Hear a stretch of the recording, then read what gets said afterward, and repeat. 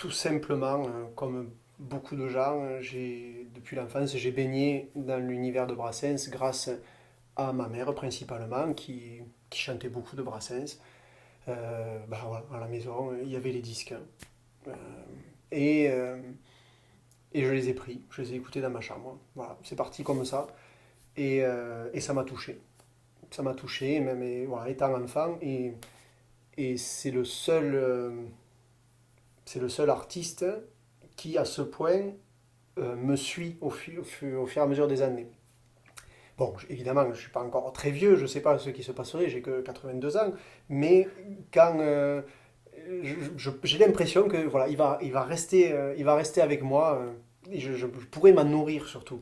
C'est pas juste du fétichisme, hein, de se dire tiens, je vais écouter La Chasse aux papillons et Brave Margot de temps en temps. Non, c'est pas du fétichisme, c'est une nourriture, c'est une réelle nourriture humaine, spirituelle et tout ça.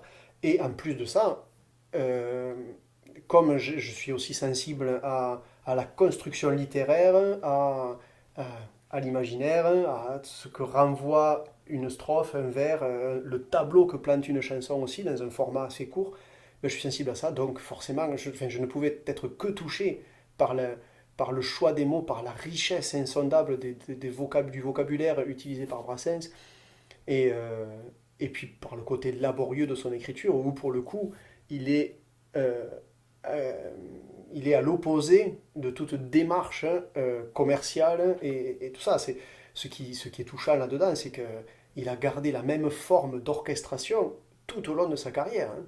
Une guitare à accompagnement, une guitare mélodique, pas tout le temps, et la contrebasse, et la voix, et puis c'est tout.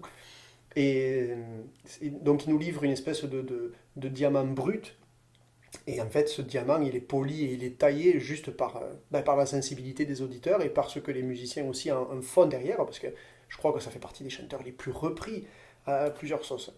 Et puis, mon rapport avec Brassens a été nourri aussi parce que j'ai la chance d'avoir un oncle qui se produit, qui aime beaucoup Brassens et qui se produit avec les chansons, entre autres de Brassens, mais principalement de ça.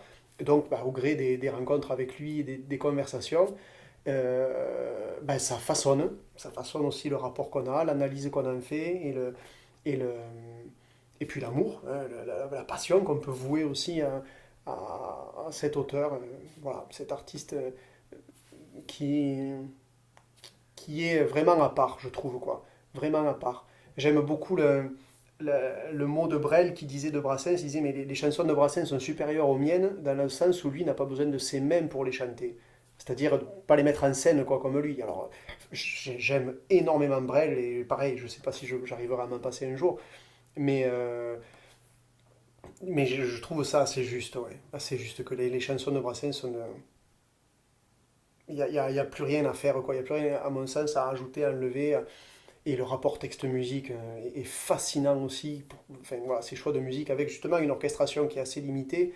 Lui-même, en tant que guitariste, était assez limité aussi. Ça reste un très bon guitariste parce qu'il s'est servi de sa technique et de son instrument pour être totalement au service de ce qu'il écrivait. Et d'ailleurs, lui aussi mettait beaucoup d'importance dans ses explications à ce que la musique ne prenne pas le pas sur sur la voix.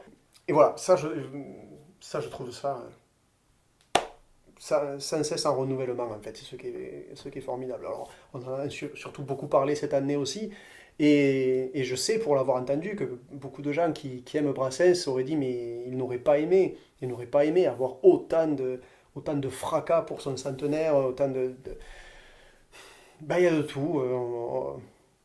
J'aime bien la formule, moi qui dit mais j'accepte que ça passe par moi ou que ça ne passe pas. Voilà. Si, si cette idée, si cette façon de mettre en scène quelque chose ne me plaît pas, ça passe pas par moi, ça va passer par les autres auxquels ils sont sensibles. Si cette idée politique, si ce personnage-là ne me plaît pas, ne me convient pas, si cette analyse de l'histoire de la société ne me plaît pas, ben, ça passe pas par moi.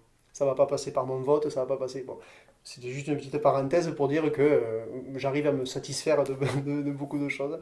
Euh, voilà, pour en revenir à Brassens, ben, j'ai passé aussi un nombre d'heures incalculables avec ma guitare à chanter, à faire mienne les chansons, ou même à réciter juste les poésies pour la beauté du texte. Et je crois que c'est véritablement Brassens et la façon de mettre donc en scène et d'utiliser les mots chez Brassens qui m'a ouvert aussi les portes vers la poésie de façon plus générale.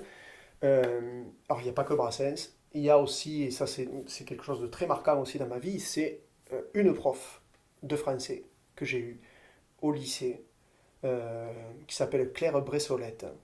Euh, je l'ai eue au lycée Clémenceau, je crois que c'était en première et terminale.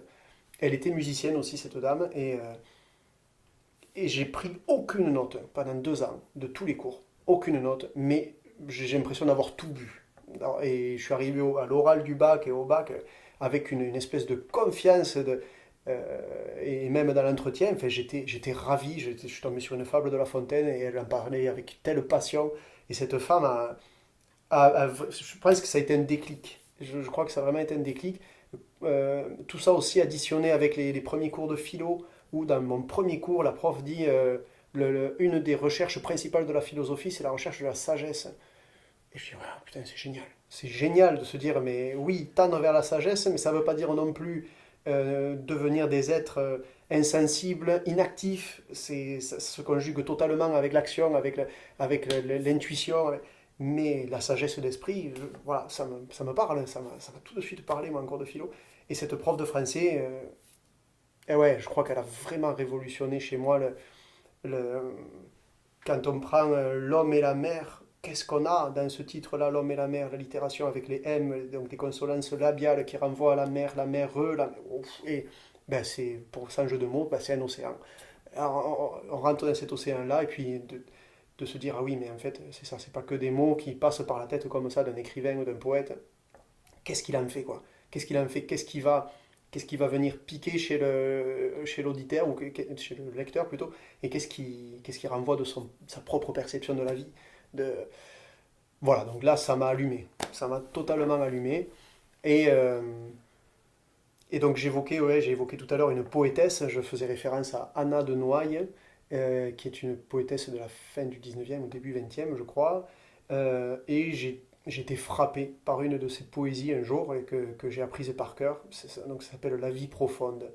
Et, et c'est justement quand je me retrouve à marcher tout seul, au bout de quelques minutes, il y a forcément, et je vais pas le chercher, ça vient, il y a les vers qui viennent, les mots qui viennent de cette poésie, parce que et je trouve ça formidable, surtout à cette époque-là, et venant de trop peu de femmes célèbres en poésie, justement, qui sont ces mots-là, quoi. C'est être dans la nature ainsi qu'un arbre humain, étendre ses désirs comme un profond feuillage, et sentir, par la nuit paisible et par l'orage, la sève universelle affluer dans ses mains.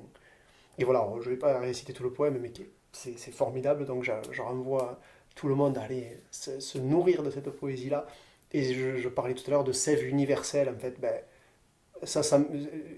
lorsque je me retrouve à marcher ou dans la nature, en fait c'est ça, c'est que oui, on dit on s'isole, pas du tout. Je crois plutôt que je me reconnecte et ben, si cette notion de sève universelle me revient tout de suite en tête, et par rapport à cette poésie, c'est principalement grâce à ça, grâce à cette poésie de Noailles.